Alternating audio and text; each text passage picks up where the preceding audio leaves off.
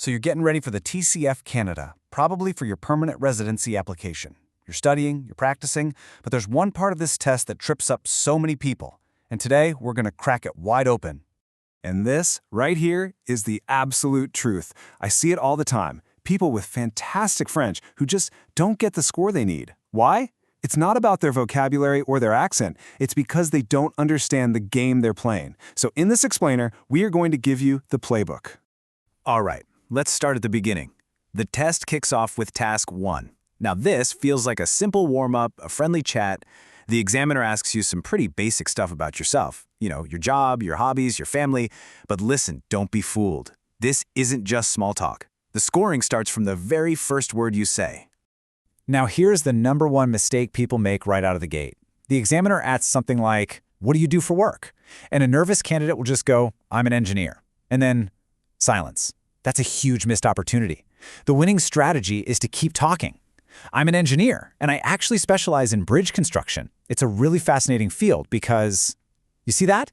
They want to see you develop an idea, not just give a simple answer.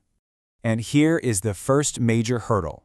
You get exactly 0, zip, nada minutes of preparation time for this. You have to be ready to go, ready to expand on your answers the very second the questions start coming. Okay, so let's move on to task 2. This is where things get a little different. It's a role play. The examiner is going to hand you a scenario card where you need to achieve a certain goal, usually getting some information from them. You got to think of this as a real-life mission. The whole point of this task is interaction. But the most common mistake? People let the examiner lead the conversation, and it just turns into another interview. No, no, no. You are supposed to be in the driver's seat. So if the scenario is, say, calling a gym for information, don't just wait for them to ask you questions. You need to be the one asking. "Hi, what are your opening hours, and what kind of classes do you have? Oh, and is there a special price for new members?" Your job is to actively get the information you need. Now, here's the good news. This is the one and only time in the entire speaking test that you get prep time. You get 2 minutes. Use every single second of it. This is your golden opportunity to plan out the questions you're going to ask and maybe scribble down a few keywords you think you'll need.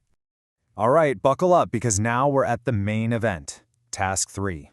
This is the big one. This is where the most points are won, and honestly, where they're most often lost. The examiner will give you a topic, usually some kind of social issue, and you have to express and then defend your opinion on it. And just like task 1, get ready for it. You have absolutely 0 preparation time. They give you the topic, and you speak instantly. This is what makes it so tough, right? You have to think, structure your argument, and speak all at the same time. It's a real challenge. Now, the topics themselves are usually things you've probably thought about. Stuff like the pros and cons of remote work, the effects of social media, our responsibility to the environment, technology in schools, that kind of thing. So the key isn't to have some brilliant, earth-shattering opinion. It's just about being able to express an opinion clearly and logically. And here's something you absolutely have to know going in. The examiner will disagree with you. They're going to push back, they're going to offer a counter-argument, and when this happens, do not panic. This isn't a sign that you're failing. It's actually a required part of the test. They want to see if you can stand your ground and defend your position. So just stay calm and stick to your guns. Okay, so we get the tasks now. But what is the actual secret to getting that high score, that CLB 7 you need? Well, it's not just about having perfect, flawless French. Not at all. It's about understanding how they grade you. So your final score is basically an average of 4 equally weighted categories. You've got your fluency, your grammar, your vocabulary, and then there's this last one. This is the one most people forget about, your coherence and organization. And I'm telling you, this last one is the secret weapon.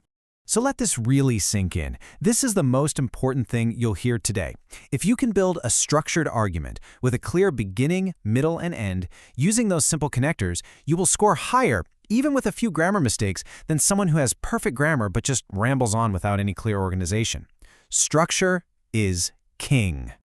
Okay, so theory's great, but how do we actually put this into practice? Let's talk about a concrete strategy and some simple tools you can start using literally today. To get over that fear of the 0 prep tasks, you have to practice starting cold. It's simple. Every single day, pick a random topic, anything.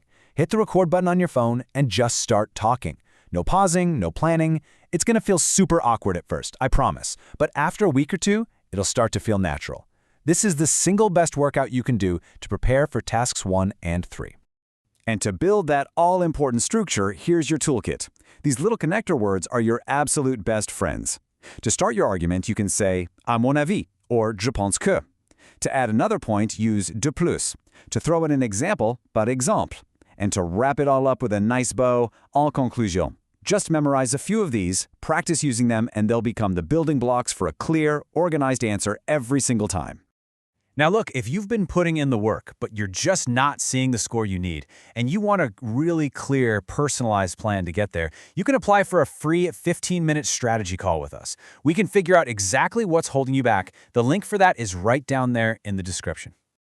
So, I'll just leave you with this one question to think about. After everything we've gone over today, ask yourself honestly, is your French really the problem, or is it your strategy? Because understanding the rules of the game is always the first and most important step to winning it. Thanks so much for your time.